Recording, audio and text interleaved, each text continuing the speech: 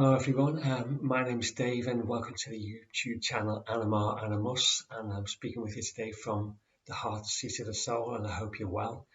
I'd like to say thank you very much for all the shares, likes and subscribers to the channel. I appreciate that, and please continue with that.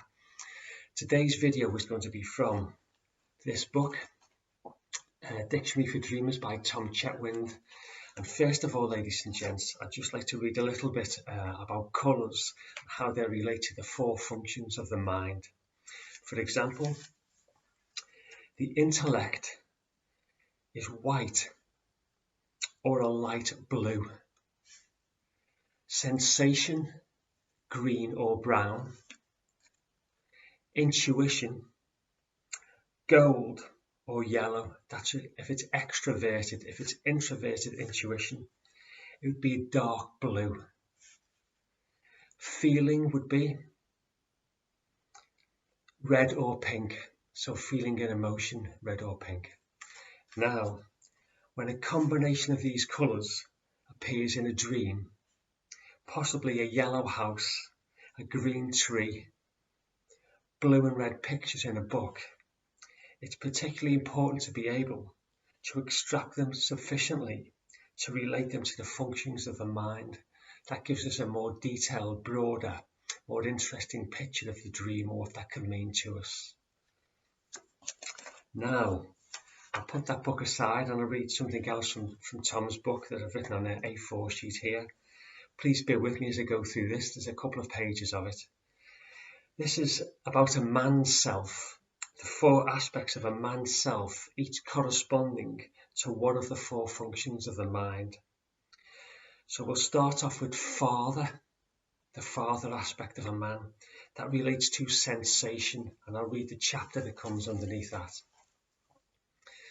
The father, this figure is the embodiment of authority, law, order, social conventions, patterns of behaviour, etc., as well as masculine protectiveness. The actual father will have contributed considerably to forming this father image in the individual. Opposite that, or with that, is the ogre, the oppressive father who threatens the process of individuality, which is in previous videos is bringing together all the inner archetypes, leading towards the wise elder archetype male within a man. So he'll threaten individuality with the mold of conformity. So conforming will threaten that mold. Any problems the individual has with regard to discipline, whether he is rebellious or over-submissive, can usually be referred back to the relationship with the actual father. But if he can recognize the father archetype in himself, including the potential father that he may one day be, if he can see the problem as in himself, where he has considerably more control over it, he should be able to turn the negative and destructive aspects of this archetype into something positive, as long as it can be seen in proportion as one of four male elements in his own personality. So he sees that for what it is, instead of allowing it to take everything over and direct his whole life. Now, just turn over. Number 2, relating to emotion in a man, and this comes under the heading of youth, the youth. This is the male equivalent of the princess, and because of its youth contains within itself the seed of potential growth into the hero and ultimately the wise old man, embodying all aspects of the self, for he is also the seeker. With that is under the heading of the tramp, the wanderer, the drifter who's been known to collect driftwood in a dream. Without any other influence, this aspect of the vital forces within shuns all commitment, refuses to mature, and ends up a boy, pickled by old age rather than embracing manhood. Underneath that, we have with it the hunter, an inquisitive love of adventure, in contrast with patience, self-sacrifice and devotion. Now moving on to number 3, and this is the intellect in a man. We have the hero and the villain. The daring and initiative of the individual. His will and his driving force. This aggressive male attitude has been so adulated in all its spheres. It isn't usually hard to observe the direction and outlet this particular vital force is finding for itself. Even though the trend be anti-heroic on the surface, the Messiah, the Saviour, is the most exalted manifestation of this aspect of the self. So talking about the greater self. May be represented by the healer, appearing in sanctuaries or caves.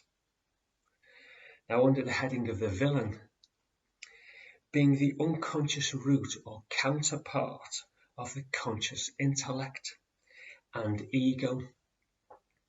This archetype has a tendency to egoism that may amount to megalomania, especially if the emotions are neglected. If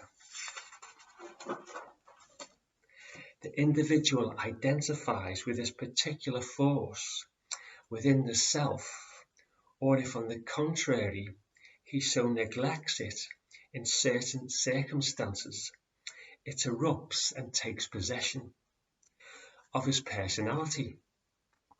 His disregard for the unconscious feminine realm within himself and his lack of respect for other people will eventually warp his actions, however grandiose and lofty his expressed intentions.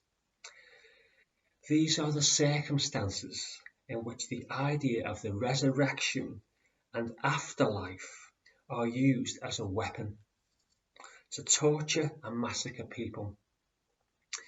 Even love has been wielded in various ways. Just as a blanket can be used to smother people, this truly aggressive and self-assertive aspect of man can adapt almost anything into another weapon in the arms dump.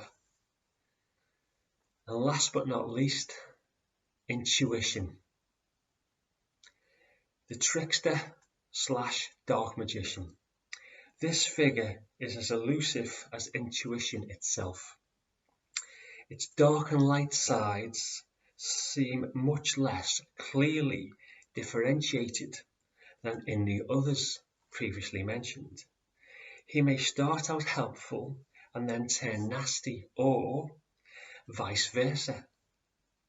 At the end of the quest, however, when the difficulty has been met and the obstacles overcome, when the hardships and chores imposed by this figure and the period of trying to get out of its clutches, but eventually remaining willingly, have ended, all the efforts are invariably rewarded, whatever has happened meanwhile. And just add a footnote to that.